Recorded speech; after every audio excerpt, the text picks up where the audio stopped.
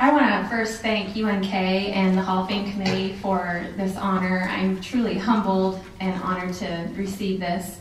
I want to thank everybody that made this weekend possible. I know there's an outstanding committee that has done an amazing job of organizing everything, and you've made us all feel very, very special, so thank you for that. And congratulations to all the inductees tonight. It's an honor to be with you as a part of the 2013 Hall of Fame.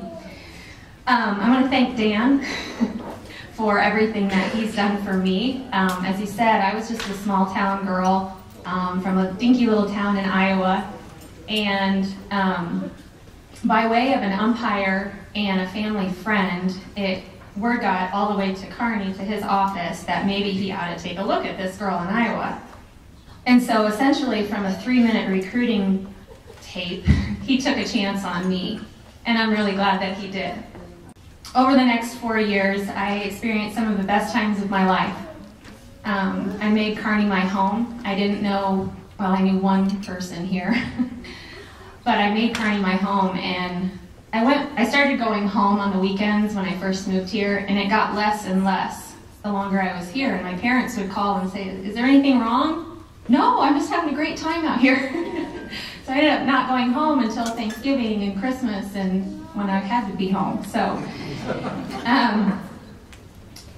but I met some of the best people that I'm still great friends with from my teams that I played on, and I played some of the best softball in the country while I was here. There were countless games and memories, awards and road trips and parties. But looking back on the 4 years that I was here, the feelings and the memories that are most prevalent are that my teammates and I, we worked really hard. We laughed a lot. We cried a little. And we traveled the country kicking everyone's tail on the softball field. I think it's from the movie Moneyball, where Brad Pitt says, "I hate losing more than I love winning." And I think that was us. We didn't lose very often, but when we did, we really hated it. My senior year, we lost 2 games in our regular season, and we always played double headers, and we lost the first game, and then the second game in the double header, we came back and run-rolled both teams because we were so angry. I need to thank my teammates for constantly pushing me to get better. We always expected excellence from each other. I want to especially thank Holly Carnes, Holly Waller. She couldn't be here tonight. She texted me, and her husband got called in work. But Holly was my first baseman, and she was my rock on and off the softball field. So I'll thank her later. I want to thank my parents for all their support. Mom, you were and still are the ultimate role model. Thank you for showing me that it was okay to be a jock and to never apologize for my gifts that God gave me. And Dad, you were my biggest fan. Thank you for always being there in the bleachers and the countless hours you spent hitting me ground balls and throwing soft toss. You were the second best coach I ever had. I never had to wonder if my dad was proud of me. And one of the best things he taught me was always do the right thing. When I was a little girl, about 4 years old, my mom asked me what I wanted to be when I grew up. And my response was that I wanted to be a boy. And I still remember my reasoning behind that response was that I wanted to play sports. And more specifically, I wanted to play baseball. And when I was a kid, all we saw on TV were male athletes playing ball. So I spent my childhood idolizing a lot of male athletes.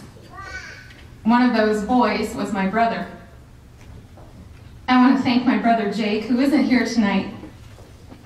We were best friends growing up, and he always let me tag along to his neighborhood pickup games. You see, I knew I couldn't really be a boy when I grew up.